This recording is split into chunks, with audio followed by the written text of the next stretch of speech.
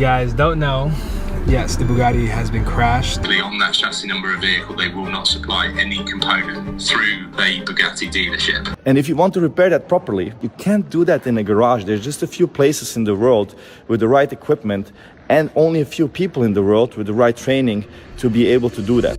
Un Bugatti accidentado debería ser el final de la historia. Estos autos no están pensados para ser reconstruidos fuera de la fábrica, y una vez que se dan por pérdida total, tienden a desaparecer sin hacer mucho ruido. Pero este no fue el caso. Este Bugatti destrozado terminó en manos del youtuber Matt Armstrong, y él tomó una decisión que casi nadie tomaría con un coche como este. Decidió reconstruirlo por su cuenta, sin el respaldo de la fábrica y sin la aprobación de Bugatti. Esa elección lo cambió todo. De repente, las piezas dejaron de estar disponibles. Los costos de reparación se dispararon rápidamente. Bugatti intervino y dejó claro que no creían que este coche debiera volver jamás a la carretera. Y así, dejó de ser una simple reconstrucción. Se convirtió en un enfrentamiento muy público entre un youtuber y una de las marcas de automóviles más exclusivas del mundo, con un Bugatti de $6 millones justo en el medio. Matt Armstrong no era un youtuber cualquiera que se topó con esto por casualidad.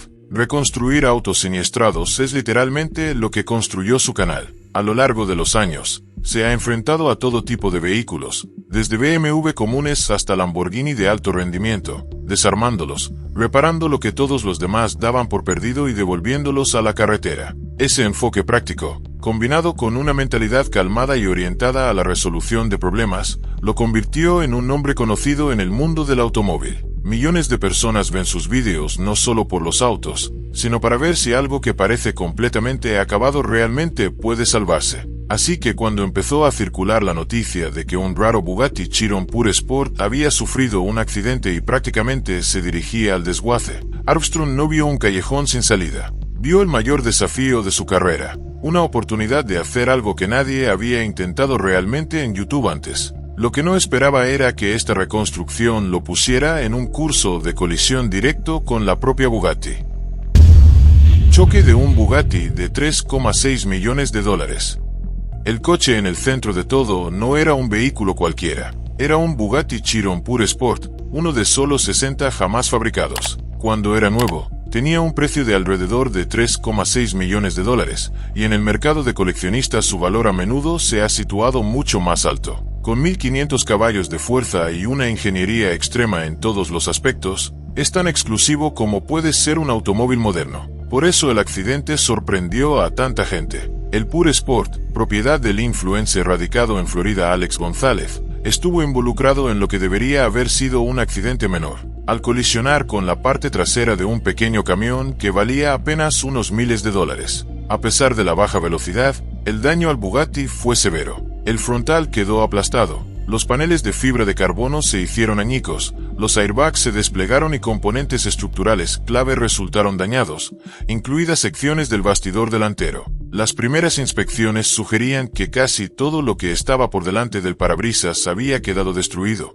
e incluso existían preocupaciones sobre grietas en el chasis monocasco de fibra de carbono. Ambos faros desaparecieron, la parrilla en forma de herradura característica quedó destruida y la lista de reparaciones se volvió rápidamente abrumadora. En un coche como este, incluso un daño limitado tiene un costo extremo. Una estimación inicial situó solo el costo de las piezas en aproximadamente $1,7 millones. Frente al costo y la complejidad de una reparación adecuada, la compañía de seguros declaró el coche como pérdida total. Al Chiron Pure Sport se le asignó un título de salvamento y fue enviado a una subasta de Copart, quedando efectivamente dado de baja. Para muchos entusiastas, fue un momento aleccionador, con la realización de que solo quedaban 59 Pure Sport en circulación activa. Salvamento y lista negra. Si la historia hubiera terminado con un Bugatti siniestrado en un depósito de vehículos de salvamento, ya habría sido dramática. Pero ese no fue el final. Las cosas escalaron cuando la propia Bugatti intervino. Tras el accidente, Bugatti envió a un técnico de fábrica desde Molsheim para inspeccionar el coche. La conclusión fue clara. El daño se consideró demasiado grave, y reparar el coche fuera del control de la fábrica se consideró inseguro. Poco después, Bugatti bloqueó el VIN del coche en su sistema. Esa decisión significó que ningún concesionario o centro de servicio autorizado pudiera vender piezas oficiales de Bugatti para este Chiron específico. En términos simples, el coche fue puesto en la lista negra, sin acceso a piezas originales. Reconstruirlo por los canales normales se volvió casi imposible. Esto no es inusual para Bugatti. Cuando un coche se considera más allá de una reparación segura, la compañía corta el soporte para evitar reconstrucciones inseguras y proteger tanto a los conductores como la reputación de la marca. Para Matt Armstrong, esto lo cambió todo. Él ya había oído hablar del accidente desde el principio y voló a Miami para ver el coche en persona, con la esperanza de asegurarlo antes de que desapareciera para siempre. Incluso el viaje insinuó problemas por venir, con un pequeño accidente de tráfico que involucró a uno de los miembros de su equipo en el camino. Cuando Armstrong finalmente vio el Pure Sport, el daño no lo asustó. Ya había reconstruido superdeportivos gravemente dañados antes. Lo que lo detuvo fue la firme negativa de Bugatti a vender piezas bajo cualquier circunstancia. En uno de sus vídeos, Armstrong explicó que el BIN había sido completamente bloqueado, dejándolo sorprendido por hasta dónde estaba dispuesta a llegar Bugatti. En ese punto, solo quedaba una opción oficial. El coche tendría que ser enviado de regreso a la fábrica de Bugatti en Francia para una reconstrucción aprobada, un proceso que se rumoreaba costaría casi lo mismo que comprar otro Chiron nuevo. Ultimátums y drama viral. Fue en este punto muerto cuando la situación se hizo pública. Frustrado por la negativa de Bugatti a suministrar piezas y poco dispuesto a enviar el coche de vuelta a Francia, el propietario del vehículo, Alex González, llevó el asunto a las redes sociales. Molesto por la falta de cooperación de Bugatti, Alex publicó un ultimátum en Instagram, dando a la compañía 24 horas para sacar el coche de la lista negra, o intentaría imprimir en 3 de las piezas necesarias por su cuenta. La publicación se difundió rápidamente y echó más leña al fuego de un debate ya candente. Algunas personas lo vieron como una postura valiente a favor de los derechos del propietario y del espíritu DIY. Otros cuestionaron si era irresponsable siquiera sugerir recrear piezas para un hipercoche de varios millones de dólares. De cualquier forma, la historia pasó de foros y comentarios de YouTube al foco público general. La respuesta llegó más rápido de lo que nadie esperaba, y vino desde lo más alto. Mate Rimac, CEO de Bugatti Rimac, se puso en contacto personalmente con Alex a través de mensajes directos después de ver la publicación. Impulsó una resolución más calmada y abrió una línea directa de comunicación. Poco después, se supo que Bugatti estaba dispuesta a retirar el bloqueo del coche y discutir un camino adecuado a seguir. Esto dio lugar a conversaciones serias entre bambalinas. La postura de Bugatti se mantuvo clara. Si el coche iba a ser reparado, querían que se hiciera a través de su propio proceso, con el Pure Sport enviado de vuelta a Francia. En la conversación mostrada en cámara, Matt y Alex describieron 2 cifras diferentes. La primera cifra discutida fue de alrededor de 1,7 millones de dólares. Más tarde, Alex dice que Bugatti volvió con una segunda oferta en el rango de $600,000 a $700,000, con Bugatti realizando el trabajo y respaldando el resultado. Aunque esa segunda oferta sonaba mucho más realista, Alex aún así no la aceptó. El problema no era solo el precio, sino el control y la incertidumbre. Alex no quería entregar el coche a Francia sin un plazo claro y sin la garantía de que no aparecerían costos adicionales una vez que el coche estuviera en posesión de Bugatti. Matt incluso dice que cuando algo parece demasiado bueno para ser verdad, puede venir con condiciones ocultas. También sugiere que el gran cambio de precio mostró cuánto quería Bugatti recuperar el coche para proteger la marca. Así que, en lugar de enviar el Pure Sport de vuelta a Francia y terminar la historia allí, Alex eligió el camino arriesgado, mantener el coche en Miami e intentar una reconstrucción independiente. El intento de reparación de Armstrong. Con la vía de fábrica descartada, Alex entregó el Pursuit destrozado a Matt Armstrong con un objetivo simple pero de alto riesgo: intentar repararlo fuera del sistema de Bugatti. Armstrong aceptó, plenamente consciente de lo que implicaba. Ahora tenía un hiperdeportivo, uno de solo 60, en piezas, sin acceso a repuestos oficiales y con una audiencia observando de cerca para ver si lo imposible podía hacerse realidad.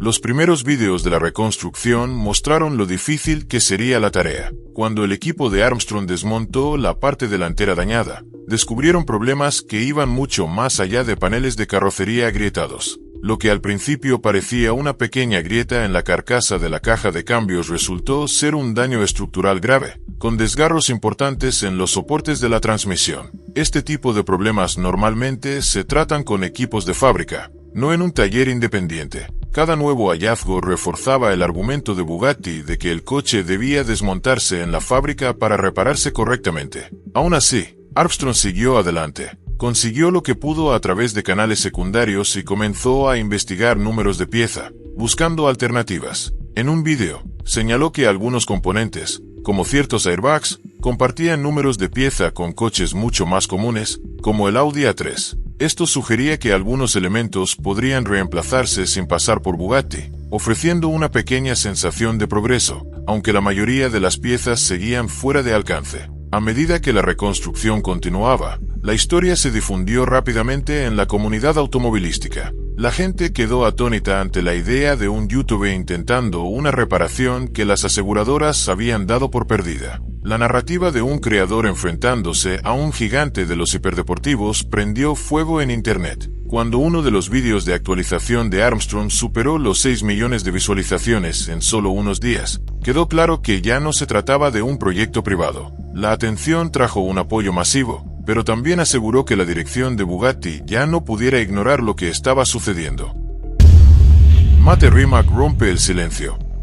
A medida que el vídeo de la reconstrucción se difundía y el debate se intensificaba en línea, Mate Rimac decidió abordar públicamente la situación relacionada con su marca. En enero de 2026, el CEO de Bugatti, Rimac, publicó un vídeo explicando la postura de la compañía. Su tono fue calmado, pero firme. Comenzó rechazando lo que calificó como una desinformación generalizada sobre los costos de reparación de Bugatti, afirmando que muchas afirmaciones virales eran simplemente falsas. Un ejemplo involucraba los faros del Chiron. En Internet se había dicho que costaban 150.000 euros, pero Rimac aclaró que la cifra real estaba más cerca de los 50.000 euros. Seguían siendo extremadamente caros, pero muy lejos de las exageraciones que circulaban en línea. Explicó que estos precios reflejan la realidad de fabricar piezas para un coche producido en cantidades mínimas, con enormes costos de ingeniería repartidos entre muy pocos vehículos. Luego, Rimac se centró en el tema central, la seguridad.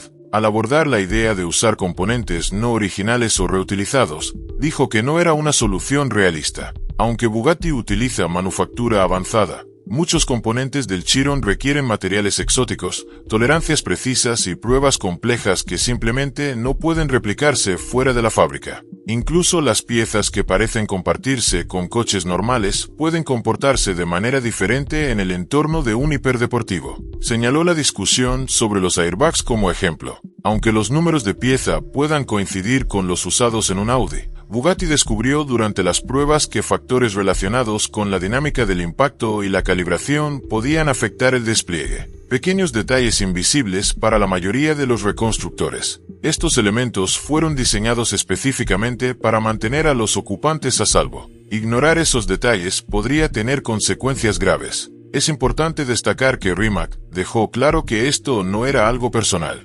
Elogió abiertamente a Matt Armstrong, diciendo que respetaba su pasión y disfrutaba de su contenido, pero trazó una línea firme cuando se trataba de reparaciones estructurales en un coche como el Chiron. El daño al monocasco de fibra de carbono y al tren motriz, argumentó, no era algo que pudiera manejarse de forma responsable fuera de la fábrica. Rimac concluyó confirmando que la oferta de Bugatti de reconstruir el coche en la fábrica era real y seguía en pie. La describió como justa y reiteró que era la forma más segura de proteger el valor futuro y la usabilidad del vehículo, aunque insinuó que la atención en redes sociales pudo haber influido en la decisión del propietario, dejó la puerta abierta. Si el coche alguna vez regresaba a Bugatti, seguirían dispuestos a repararlo correctamente. Con eso, la postura de Bugatti quedó clara. No se trataba de ego ni de control, sino de seguridad, responsabilidad y de preservar uno de los coches más complejos jamás construidos.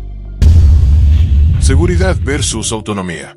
En el fondo, el enfrentamiento entre Matt Armstrong y Bugatti se reduce a un debate familiar en el mundo del automóvil. El derecho a reparar frente a la responsabilidad de construir máquinas extremas. Desde el lado de Armstrong, la lógica es directa. Si eres dueño del coche, deberías poder repararlo. Sus reconstrucciones atraen a quienes creen que, con suficiente habilidad y esfuerzo, ningún coche está realmente más allá de ser salvado. Esa mentalidad de desvalido, un constructor independiente desafiando a un fabricante global, es una gran parte de por qué la historia conecta con tanta gente. La visión de Bugatti, en cambio, se basa en la seguridad y la responsabilidad a largo plazo. Cuando una empresa construye un coche de 1500 caballos de fuerza capaz de velocidades extremas, incluso pequeños errores de reparación pueden tener consecuencias graves. Desde su perspectiva, un hiperdeportivo gravemente dañado y reparado fuera del control de la fábrica no solo es arriesgado para el propietario, podría ser peligroso para cualquiera que lo conduzca en el futuro.